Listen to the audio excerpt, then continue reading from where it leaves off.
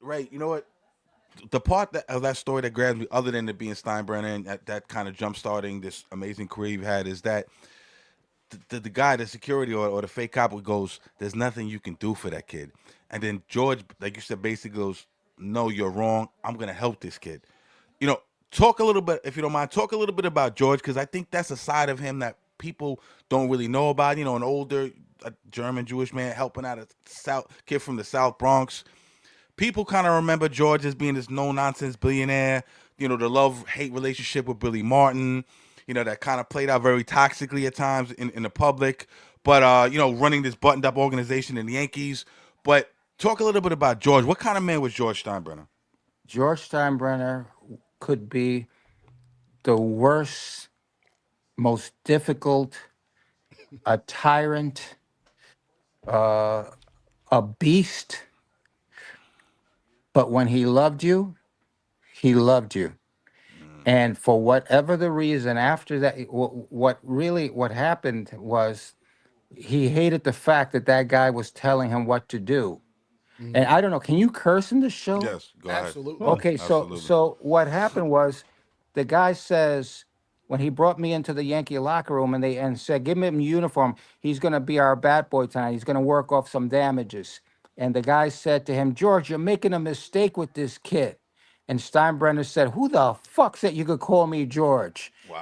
And this is my team, not your team. You work for me. Remember that." Wow. Okay, and so that happened. The guy was embarrassed, and every time that Steinbrenner was out of town, the guy went out of his way to make my life miserable. Hmm. Mm. And I could play baseball, okay? I could play. And so one I Steinbrenner says when you don't have errands, then go and practice with the team, help out with the coaches, etc., what have you, which is what I did. And when I was out on the field, I was having the time of my life. And so that guy, that security guy, hated that. Mm. Hmm. And so one time when Steinbrenner was on the road, I'm in the outfield shagging fly balls, and all of a sudden I see the guy walking towards me. He literally went on the field, walks towards me. And I go, "Oh no, this is not going to be nice." And so he goes, he grabs my arm, and he says, "Walk off. Don't make a scene. It'll only be worse for you." So I walked off. I see, I'm embarrassed because some of the players are seeing what's happening.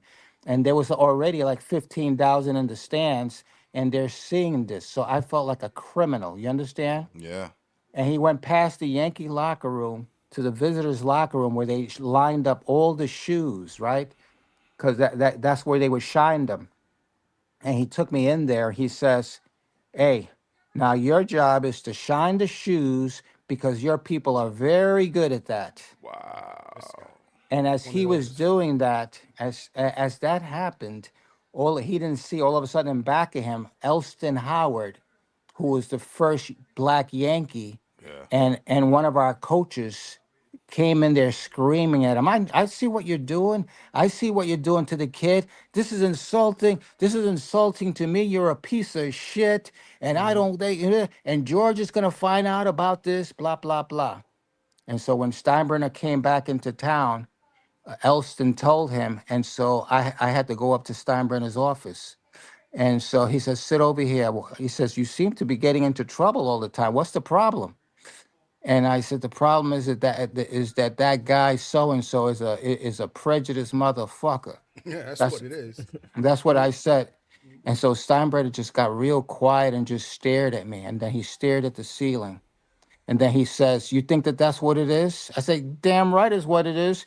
I mean, just I was like crying. I was Yeah. like, I was hurting, man. Hmm. My self-esteem was really shot at that point. And so Steinbrenner says to me, "Do you think that maybe he's just jealous of you?" And I said, but well, I don't have anything. What is there?" He says, "You have my friendship and you have my loyalty."